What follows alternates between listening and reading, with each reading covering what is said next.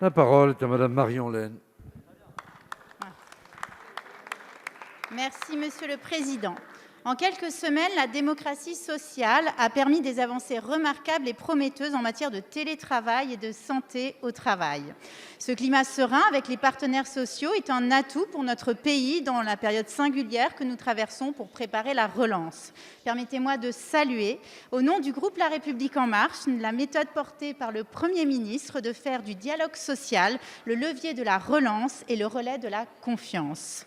Le télétravail est rentré brusquement et massivement dans la vie de millions de salariés et d'entreprises. Avec le recul, nous mesurons le potentiel de cette nouvelle organisation du travail et en même temps ses limites, voire les risques qui en découlent. L'accord national interprofessionnel du 26 novembre va permettre de poser les jalons de la négociation au niveau des entreprises et des branches afin de déployer le télétravail le plus efficacement possible. Et pour être efficace, gardons bien en tête que partout en France, les espaces de coworking offrent des conditions de travail équivalentes au bureau, même meilleures, tout en étant proches des lieux de résidence. Ces espaces sont adaptés à leur temps, aux circonstances, et des consultants y sont disponibles pour accompagner les entreprises vers les nouvelles formes de travail.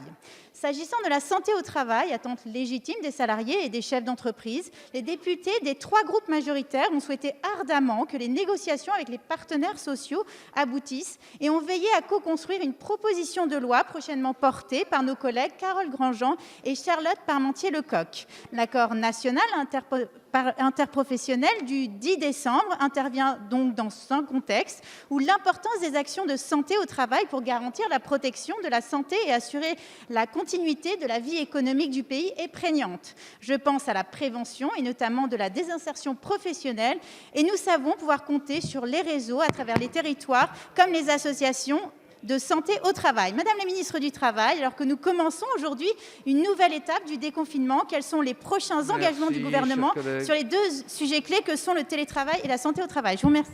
La parole est à Madame Elisabeth Borne, ministre du Travail, de l'Emploi et de l'Insertion. Merci Monsieur le Président, Mesdames et Messieurs les députés, Madame la députée Marion Lenne.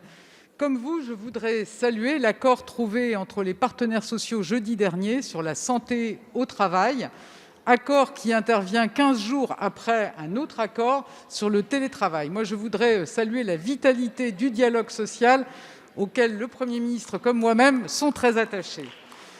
Alors, s'agissant du télétravail et des règles qui sont applicables dans la période actuelle, la situation sanitaire nous invite à faire preuve de beaucoup de prudence dans l'évolution de ces règles, mais nous devons également prendre en compte les difficultés des salariés qui sont à 100% en télétravail depuis le début du 2e confinement.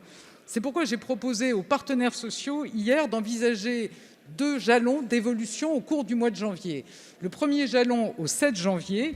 À cette date, les salariés qui sont à 100% en télétravail depuis le début du confinement pourraient revenir 1 jour par semaine dans leur entreprise. Et puis, au 20 janvier, sous réserve de l'évolution de la situation sanitaire, il s'agirait de redonner pleinement la main au dialogue social pour définir les règles en matière de télétravail au sein des entreprises en s'appuyant sur l'accord qui a été conclu entre les partenaires sociaux. En tout état de cause, le télétravail restera un levier important dans notre stratégie de lutte contre l'épidémie puisqu'il permet de réduire les interactions et donc la contamination. S'agissant de la santé au travail, moi je salue l'initiative parlementaire des députés Charlotte Lecocq et Carole Grandjean qui va en effet nous permettre de transposer l'accord trouvé entre les partenaires sociaux. Avec Laurent Pietraszewski, nous sommes particulièrement attachés à la prévention dans la santé au travail, à la qualité de vie au travail, à l'offre de services de santé et bien sûr à la gouvernance de l'ensemble de ce système de santé au travail. Et vous voyez, Madame la députée, je suis convaincue que c'est par la concertation et la négociation que nous répondrons le mieux à la crise.